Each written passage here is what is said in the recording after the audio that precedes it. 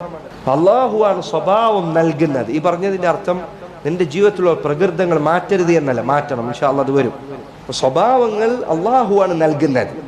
അബ്ദുൽ ഖൈസിന്റെ കാര്യത്തിൽ നിങ്ങൾ കേട്ടതുപോലെ നബി സല്ലല്ലാഹു അലൈഹി വസല്ലം പറഞ്ഞു, അള്ളാഹു നിനക്ക് നൽകിയ നിന്നെ പടച്ച സ്വഭാവമാണത് എന്ന് അദ്ദേഹത്തോട് നബി സല്ലല്ലാഹു അലൈഹി വസല്ലം അവിടുന്ന് പറഞ്ഞു. അബ്ദുല്ലാഹ് ഇബ്നു മസ്ഊദ് റളിയല്ലാഹു അൻഹു അദ്ദേഹം ഒരിക്കൽ പറഞ്ഞു, ഇന്നല്ലാഹ തആല ഖസമ ബൈനകും അഖ്ലാഖകും, അള്ളാഹു നിങ്ങൾക്കിടയിൽ നിങ്ങളുടെ സ്വഭാവങ്ങൾ വീതം വെച്ചിരിക്കുന്നു.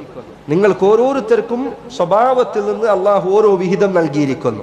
കമാ ഖസമ ബൈനകും അർസാഖകും, അള്ളാഹു അവന്റെ ഉപജീവനം നിങ്ങൾക്കിടയിൽ വീതം വെച്ചിരിക്കുന്നത് പോലെ സ്വഭാവവും നിങ്ങൾക്കിടയിൽ വീതം വെച്ചിരിക്കുന്നു.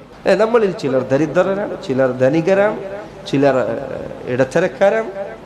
അതുപോലെ സ്വഭാവത്തിന്റെ കാര്യത്തിൽ അള്ളാഹു കൂടുതൽ നൽകിയവരുണ്ട്, കുറച്ച് നൽകിയവരുണ്ട്.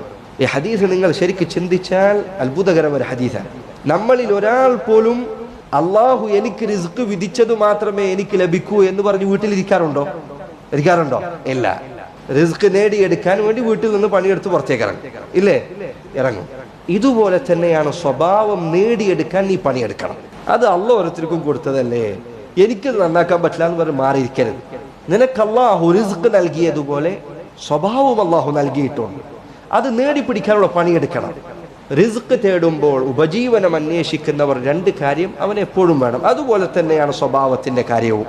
അൽ അവ്വൽ അൽ ലുജൂഉ ഇലല്ലാഹ്, ഒന്നാമത്തെ കാര്യം റിസ്ക് തേടുമ്പോൾ അള്ളാഹുവിൽ തവക്കുൽ ചെയ്യണം, അള്ളാഹിനോട് ചോദിക്കണം, പ്രാർത്ഥിക്കണം. അല്ലെ, റിസ്കിന് വേണ്ടി നമ്മൾ ചോദിക്കാറില്ലേ?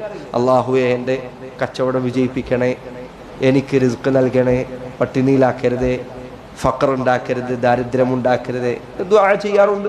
ഇതുപോലെ നിന്റെ സ്വഭാവം മോശമാകാതിരിക്കാൻ, നിന്റെ സ്വഭാവം നന്നാക്കാൻ അള്ളാഹുവോട് ദുആ ചെയ്യണം. നമ്മളിൽ എത്ര പേര് ദുആ ചെയ്യാറുണ്ട്? എന്തിന് നമ്മളിൽ ചിലരെങ്കിലും നമ്മുടെ സ്വന്തത്തെക്കുറിച്ചുള്ള ധാരണ എന്താണ്? എന്നെക്കാൾ നല്ലൊരു സ്വഭാവമുള്ള ആൾ ഈ നാട്ടിൽ പരിസരത്ത് വേറെ ആളില്ലാന്ന്, എന്നെക്കാൾ മെച്ചപ്പെട്ടൊരു സ്വഭാവമുള്ള ആൾ വേറെ ഇല്ല എന്ന് ധരിക്കുന്ന എത്ര ആളുകളുണ്ട്. എന്നെ നീ പഠിപ്പിക്കേണ്ട എന്ന് പറയുന്ന എത്ര ആളുകളുണ്ട്. സഹോദരങ്ങളെ, നമ്മുടെ സ്വഭാവം നന്നാക്കാനുണ്ട് എന്ന തിരിച്ചറിവ് അത് ഈ പറഞ്ഞ കാര്യത്തിൽ ആദ്യം വേണ്ടതാണ്. അതുകൊണ്ടാണ് സലഫുകളിൽ ചിലർ പറഞ്ഞു, ഒരു മനുഷ്യൻ തനിച്ച വിവരമില്ലാത്തവനാണ്, വിവരം കെട്ടവനാണ്, തനിച്ച ജാഹിലാണ് എന്നതിൻ്റെ അടയാളമാണ് അവന് സ്വന്തം തിന്മകളെ കുറിച്ച് എണ്ണി പറയാൻ കഴിയാതിരിക്കൽ, അവനവൻ്റെ തെറ്റുകൾ, എൻ്റെ അടുത്തുള്ള കുറവുകൾ എന്താണ് എന്നതിനെക്കുറിച്ച് എനിക്ക് ബോധ്യമില്ലാതിരിക്കൽ ഒരാൾ വിവരമില്ലാത്തവൻ ആണ് എന്നതിൻ്റെ അടയാളമാണ്. നീ ഇപ്പോൾ നിന്നോട് ചോദിച്ചാൽ നിനക്ക് പറയാൻ പറ്റുന്നത് ഇന്ന കാര്യങ്ങൾ എൻ്റെ അടുത്തുള്ള കുറവാണ്, ഞാൻ പരിഹരിക്കേണ്ട കാര്യങ്ങളാണ്. എൻ്റെ അഖീദയിൽ, എൻ്റെ സ്വഭാവത്തിൽ, എൻ്റെ ഇബാദത്തിൽ